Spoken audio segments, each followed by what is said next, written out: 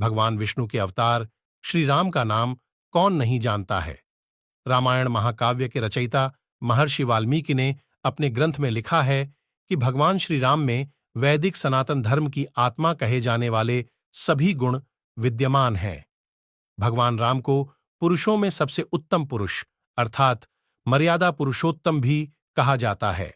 त्रेता युग में जन्मे भगवान श्री राम अयोध्या के महाराज दशरथ के सबसे बड़े पुत्र थे। लक्ष्मण, भरत, शत्रुघ्न राम के भाई थे। भगवान राम की मां कौशल्या थीं और शेष, सुमित्रा और कैकेयी के पुत्र थे। भगवान राम का विवाह मिथिला नरेश राजा जनक की पुत्री सीता के साथ हुआ था। लक्ष्मण की पत्नी उर्मिला, शत्रुघ्न की पत्नी श्रुतकीर्ति और भरत की पत्नी मांडवी थी।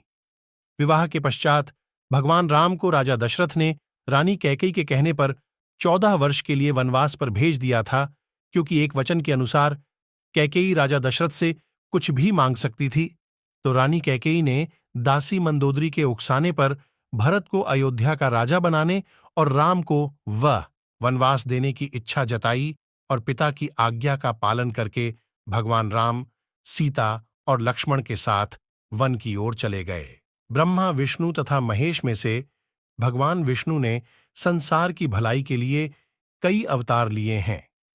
भगवान विष्णु द्वारा कुल 10 अवतार लिए गए, जिसमें से भगवान राम 7वें अवतार माने जाते हैं और यह अवतार भगवान विष्णु के सभी अवतारों में से सबसे ज्यादा पूज्यनीय माना जाता है। भगवान श्री राम के बारे में महर्षि वाल्मीकि द्वारा अनेक कथाएं लिखी गई हैं। वाल्मीकि के अलावा प्रसिद्ध महाकवि तुलसीदास ने भी श्री राम के महत्व को लोगों को समझाया है। भगवान राम ने कई ऐसे महान कार्य किए हैं जिसने हिंदू धर्म को एक गौरवमयी इतिहास प्रदान किया है। भगवान विष्णु ने राम बनकर असुरों का संहार करने के लिए पृथ्वी पर जन्म लिया। भगवान श्री राम ने मातृपितृभक्ति के चलते अपने पिता राजा दशरथ के एक आदेश पर 14 वर्ष तक वनवास काटा। नैतिकता, वीरता, कर्तव्यपरायणता के जो उदाहरण भगवान राम ने प्रस्तुत किए, वह बाद में मानव जीवन के लिए मार्गदर्शक बन गए। भगवान राम अपनी प्रजा को हर तरह से सुखी रखना चाहते थे।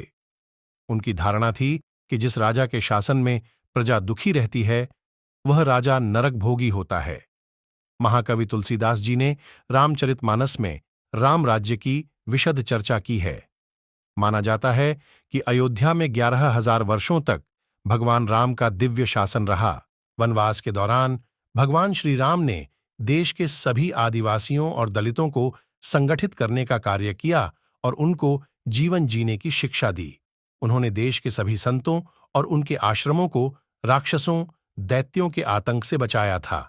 अपने 14 वर्ष के वनवास के दौरान भगवान राम ने भारत की सभी जातियों और संप्रदायों को एक सूत्र में बांधने का कार्य किया। चित्रकूट में रहकर भी उन्होंने धर्म और कर्म की शिक्षा दीक्षा ली। भगवान राम ने भारत भर में भ्रमण कर भारतीय आदिवासी, जनजाति, पहाड़ी और समुद्री लोगों के बीच सत्य, प्रेम, मर्यादा और सेवा का संदेश फैलाया। और यही कारण था कि राम का जब रावण से युद्ध हुआ तो सभी तरह की अनार्य जातियों ने राम का साथ दिया। भगवान श्री राम कहते हैं कि पृथ्वी लोक एक ऐसा लोक है जहां जो भी आता है उसे एक दिन वापस लौटना ही होता है। ठीक इसी तरह श्री राम भी अपना मानवीय रूप त्याग कर अपने वास्तविक स्वरूप विष्णु का रूप धारण कर बैकुंठ धाम की ओर चले गए। वनवास के समय भगवान राम 27 साल के थे। लव और कुश राम तथा सीता के 2 जुड़वां बेटे थे। 3 राम रावण युद्ध के समय इंद्र देवता ने भगवान श्री राम के लिए दिव्य रथ भेजा था। 4 भगवान श्री राम ने पृथ्वी पर 10,000 से भी अधिक वर्षों तक राज किया। 5 भगवान राम का जन्म चैत्र नवमी में हुआ था, जिसको भारतवर्ष में रामनवमी के रूप में मनाया जाता है। 6 भगवान राम ने रावण को मारने के बाद रावण के ही छोटे भाई विभीषण को लंका का राजा बना दिया था। 7 गौतम ऋषि ने अपनी पत्नी अहिल्या को पत्थर बनने का श्राप दिया था और इस श्राप से भगवान राम ने ही उन्हें मुक्ति दिलाई थी। 8 अरण्य नाम के एक राजा ने रावण को श्राप दिया था कि मेरे वंश से उत्पन्न युवक तेरी मृत्यु का कारण बनेगा, और भगवान राम इन्हीं के वंश में जन्मे थे। 9. माता सीता को रावण की कैद से आजाद कराने के लिए रास्ते में पड़े समुद्र को पार करने के लिए भगवान राम ने एकादशी का व्रत किया था। 10.